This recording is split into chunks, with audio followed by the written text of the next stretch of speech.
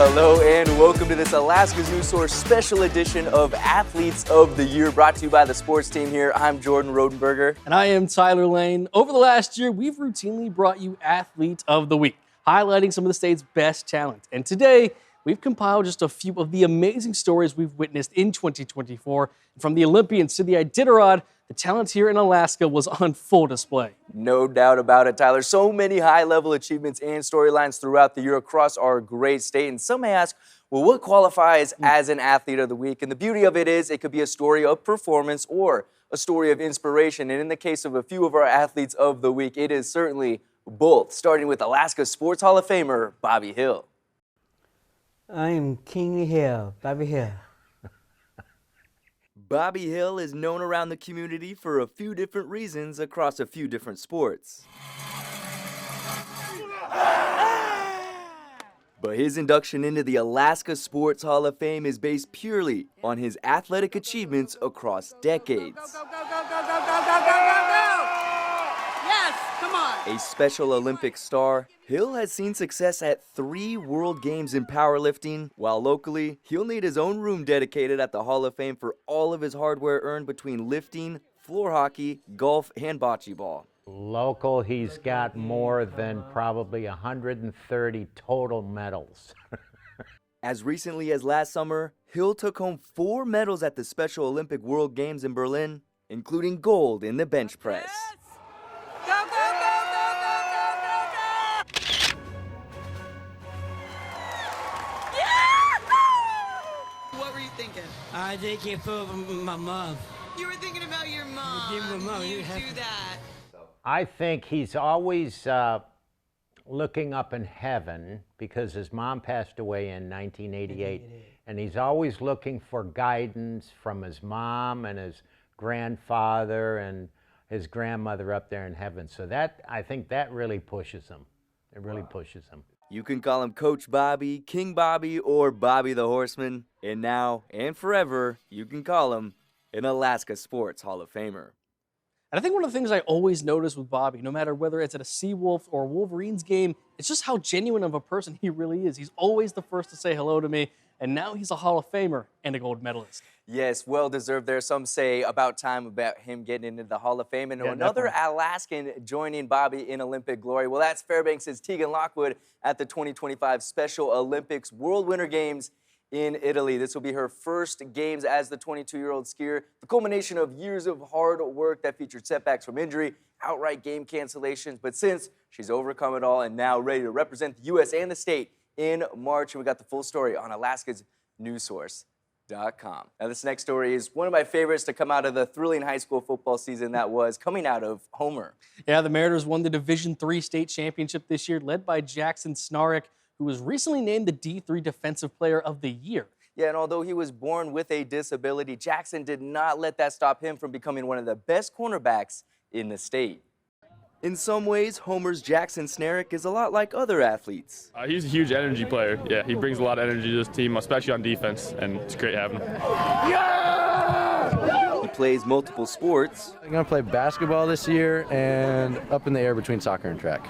and dreams of coming up with the big plays in the big moments. I've been waiting to make a really good play this season, and I got the opportunity. But aside from the standout playmaking, Again, and this one is swatted away.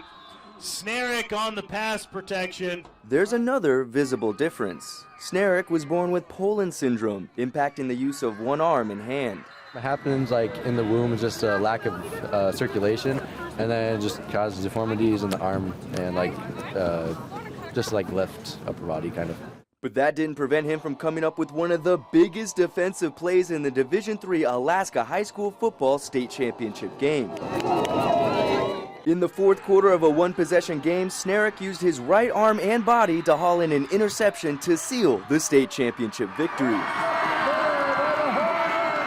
Jackson's been doing that all season, you know. When we needed a big-time play, the defense came up with it. And it's picked off! Because Snarek isn't just another name on the roster. He's a difference maker for the now state champion Homer Mariners. It doesn't really even come up in practice and really hasn't since he started playing for us. And people will underestimate him and they'll kick to him. He's one of our kick returners, and they'll throw on him, and he makes them pay. A moment Snarick has been preparing for all his life. Don't give up and put in the hours off the field, even if nobody's watching. Because I know I definitely put in some hours when there's nobody else really there to watch. A moment ending with him helping hoist the championship trophy. I want to prove that I can be just as good or better than everyone else, even with the disability. And I think I can prove that pretty well. While Jackson was born with and has adapted to his physical ailment, this next athlete didn't know about their condition until later in life. Tyson Gilbert quickly became a star on the UAA campus, becoming the Seawolves' leading scorer on the court, one of the most respected stars in the locker room. But soon after he arrived in Alaska, he wasn't sure he was going to make it to his senior season. This is the heart of a Seawolf, the Tyson Gilbert story. New to Alaska and UAA basketball, Tyson Gilbert was participating in a routine open gym with his new teammates in 2020. And I went to go set a down screen, and next thing I know, my teammate AJ, I woke up and I'm looking at him, and he's like, "Are you okay?" And I was like, "What are you talking about?" Because I just had no recollection of what happened. Tyson unexpectedly collapsed. After running tests at the hospital, it was discovered he was born with a heart defect. The doctor said it was actually life or death. Like, they were really surprised that I am still living.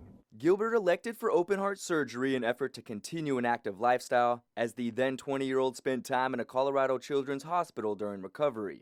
Obviously, I'm hurting, you know. I mean, it's a tough situation, but I was like, I can't feel sorry for myself, because these kids are in here smiling and just having a good time and just really just taking every day that they can, you know.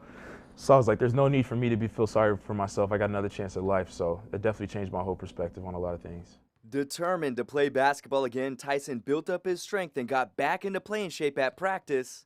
That was until I just felt like a pop in the back of my left leg.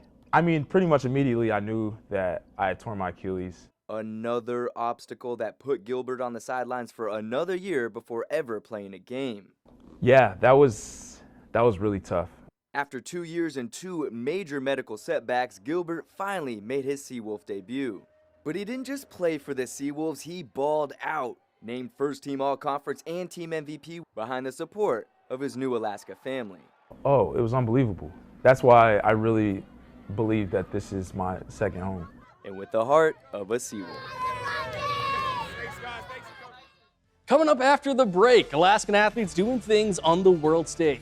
A look back at our Alaskan Olympians and other international and individual performance to remember. Coming up after this.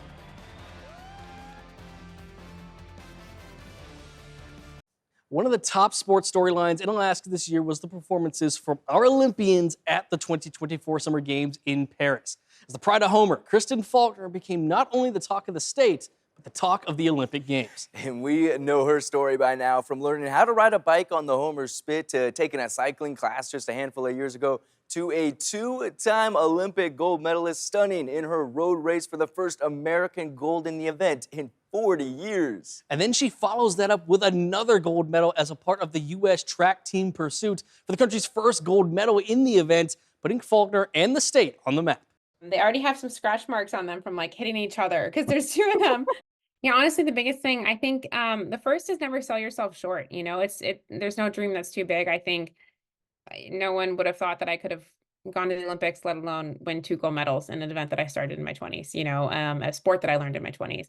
It was a huge trip for Eagle River's Alev Kelter as well, proving that the 3rd time was the charm for her podium dreams. She and the rest of Team USA Rugby took down Australia in the bronze medal match, the first podium finish for the U.S. since the sport returned to the Games. Off the pitch, she enjoyed the sights and sounds of Paris, a backdrop that proved to be the perfect place to propose to fellow Loughborough teammate Catherine Treader. Quite the month for one of Alaska's best. And that momentum just continued as she had an amazing homecoming for her as well. She held a rugby clinic, hosted a deep end fitness instruction class, and made an appearance at her alma mater at Chugiak High. You know, I'm still waiting to wake up. You know, someone pinched me, right? It's been an unbelievable summer. I mean, for me, a little bit overwhelming because the support is massive, and I'm just so grateful to be home and to share rugby with, you know, my favorite place. Just being on the river, in the mountains, you know, out here on the park strip playing rugby. I feel like, you know, obviously this is home, but this homecoming has been unbelievable. And speaking of big-time performances on the international stage, Anchorage's very own Gus Schumacher made history for U.S. ski back in February. And what was already a historic World Cup being held on U.S. soil for the first time in 2 decades, Gus Schumacher took gold in the 10K freestyle to become the first U.S. men's skier to win a World Cup distance race in over 40 years. Yeah, we're talking Bill Koch in 1983, an event dominated by Europeans for decades. It was an Alaskan. Gus Schumacher coming out on top of the podium as the Winter Olympian is currently on the World Cup circuit, putting up some strong performances once again. Since then, it's been like so many people that I run into just like watched it and, you know, cried along with me and really had a great time feeling that. And like, I think that's got everyone excited for this winter too. And while Gus tore through Minnesota, a member of the popular Peely family joined him in the land of 10,000 lakes. That's right, as it was Alyssa Peely becoming a WNBA athlete following a stellar career at USC and Utah. Drafted 8th overall by the Minnesota Lynx in April, joining the best in the world with a solid rookie campaign, just 1 game away from becoming a champion. Back here in Alaska, her younger brother, Caden, was busy checking off his own accomplishments. He earned both the Max Preps and Gatorade Player of the Year award on the way to a perfect 11-0 season with Diamond and their first football state title since 2001. Then you can't forget about the oldest brother, Brandon Peely, in his 2nd season in the NFL, paving the way. As you can read all about the full Peely Power family dynamic on our website. And while the Peely family is already known, our next athlete has been building up her own resume, one that sent her from a mom-and-pop gym to a Big Ten gymnastics program. Yeah, today she dominates the mat for the Pitt Panthers, but just a few months ago, Mika Lee was one of just a handful of level 10 gymnasts in the state, talent that has her competing with some of the best. Tucked away along the Palmer-Wasilla Highway, XL Gym has been training Alaska's newest gymnastic phenom for the last decade. Well, my parents just put me and my twin brother in. We had a lot of energy and they needed somewhere for that energy to go. Beginning her competitive career at the age of 6, Mika Lee was drawing eyes from the moment she stepped on the mat. I went to the parents and I looked at them and you got a daughter that's talented. Talent that has since turned to excellence. Lee has been a level 10 gymnast since 2020, on par with some at the collegiate level.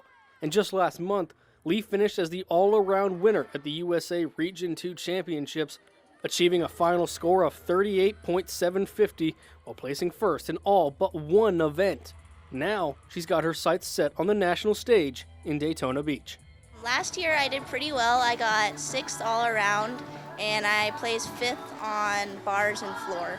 Set to compete in the Development Program National Championship for the 4th time in her career, Lee's skill set will be on display for countless D1 scouts in attendance. Sadly for them, she's already decided her next move. I kind of had thought that Pitt was just going to be my warm-up visit, but I ended up comparing all my other visits to Pitt, and I just really loved the atmosphere of the team. The soon-to-be Panther leaves a legacy behind at a gym that's literally grown alongside her. Now, she's just got to stick the landing. So she leaves that legacy behind to where you can do it. You don't have to be at a big gym. Yeah, it's kind of crazy that I've been here this long. You know, Alaska doesn't have that many level 10 gymnasts, so I'm just really glad that I've been able to make it all the way to this point. And if what coach says is accurate, she should be just fine. And I believe she is the best gymnast Alaska's had in years, if not ever. And still to come, we saw a lot of history in some of Alaska's most iconic events. Yeah, relive the moment Dallas Stevie, David Norris, and Emily Robinson rewrote the record books after the break.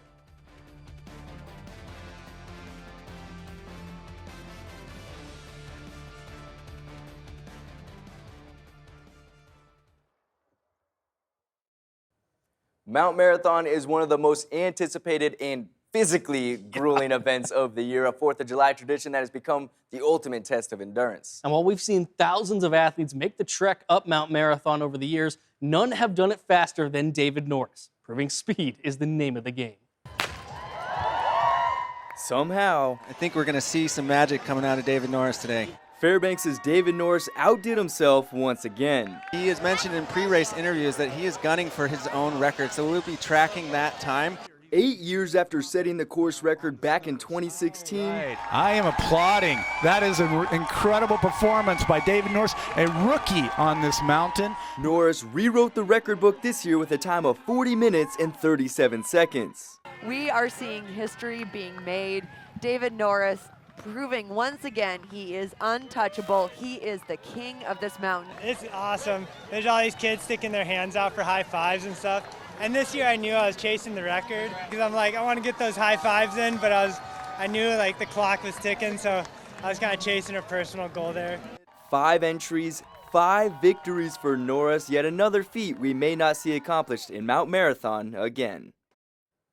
And we can't mention Alaska sports without the Iditarod, certainly. It's an event that never fails to pack the streets of Anchorage for its ceremonial start. And this year, history at the finish line as Dallas CV won his record-breaking 6th Iditarod, led by his 4-legged superstars.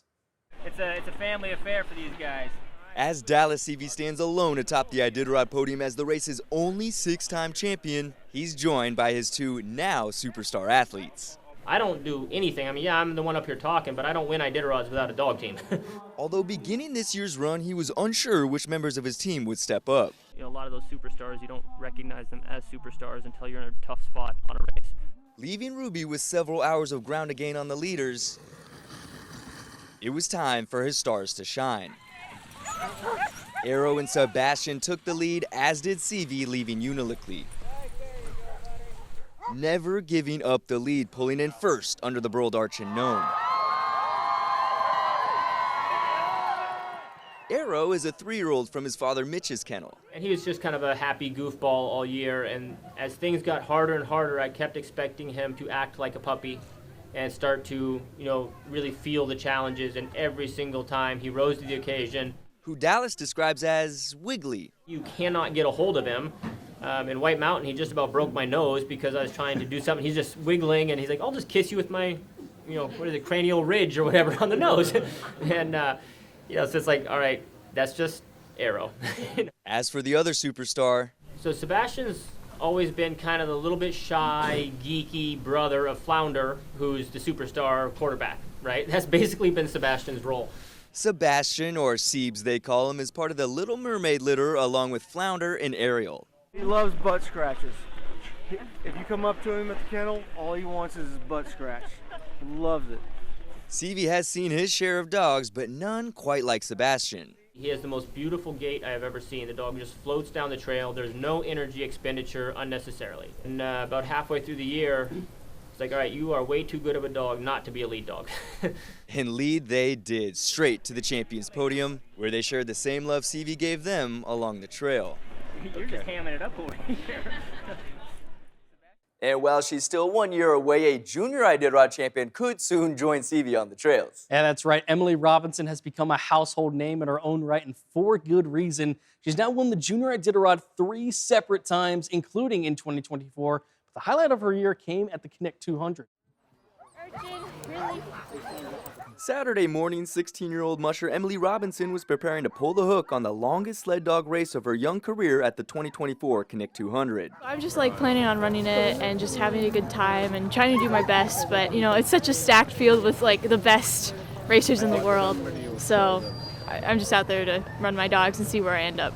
A young pup in a field of big dogs, including past Iditarod champions. I don't know, for a junior racer to be able to go and do this, it's, yeah, really, really cool. The Nanana musher didn't just complete the 2-day, 200-mile race. Who is it? Here comes dog team. Who is it? She won it. From underdog to top dog, the Connect 200 champion was quick to credit her athletes at Robinson Racing Kennel. Oh, they did awesome. I would never expected them to do something like this. Like, they always exceed my expectations and go above and beyond, and so to watch them do something like this is incredible. I want to be an advocate for this sport because it is very important and something that I really want to encourage other people to do and that sort of thing. And I kind of want to be someone who's like, teaching other people, and I go and talk to tourists in the summer and winter time. So like to be able to educate those people about dogs and maybe even change their mind about what dog mushing is, that's something that I'm really honored to be able to do as well. And there are a few other athletes to keep an eye on in 2025 as well after establishing their names in 2024. We'll introduce you to these stars to watch coming up.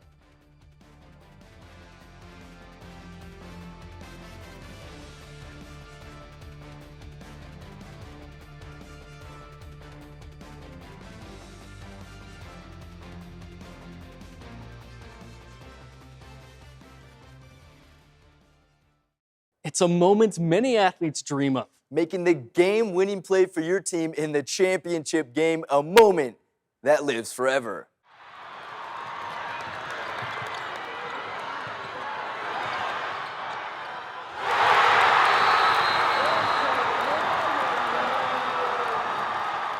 The shot heard around Alaska, Orson Hogendorn, the hero for Nome in the Class 3A state championship game at March Madness, Alaska 2024. That three-pointer with 2.3 seconds left lifted the Nanooks to their second title in 3 years. Made even more impressive when you consider this game produced his only points of the entire tournament.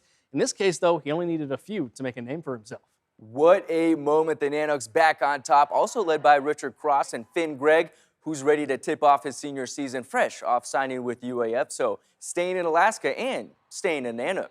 A moment he'll never forget, I'll never forget, but there was also another moment I won't forget from that game. So Tyler, what's going on here? Oh yeah, as you see me run across the court. Hey, look, it's such an impressive moment, right? I thought the game was over. Maybe keep an eye on the scoreboard so you don't make the same mistake I did here. I try to wash this out of my brain every once in a while, but obviously, Jordan hasn't forgotten. He got a little excited, but, rookies, get excited in that. But what a moment there. We won't forget that. Anyways, what else? Well, Jordan, on the girls' side of high school basketball, multiple players of the year are returning for their senior seasons. Yeah, Tyler, and that includes the 4A Player of the Year, Colony's Hallie Clark, heading to Colorado Mesa next season.